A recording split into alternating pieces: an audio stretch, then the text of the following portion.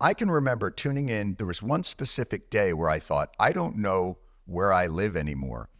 Donald Trump was in a barber shop talking to, guys sitting around getting their haircut.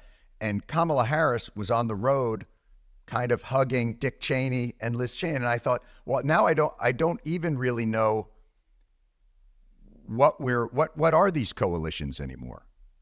Well, I think that that's a really interesting observation, and it is worth pointing out that Trump did not tell the people in that barbershop that he was going to be using it as a photo opportunity, and the person who owned the barbershop complained about that. Deception. Said, deception, right. Right. But I think what I saw and what I thought was really hopeful, I really thought we were looking at a new political moment in the United States, because what Harris did is she moved very deliberately to a bipartisan center that looked a lot like an Eisenhower coalition or like a Teddy Roosevelt coalition, and bringing Tim Walz on board, who was, of course, he's a Democratic governor of Minnesota, but his approach to the kinds of progressive politics he put in place in Minnesota is very, very much like traditional Republican progressivism from the early 20th century, which was enormously popular.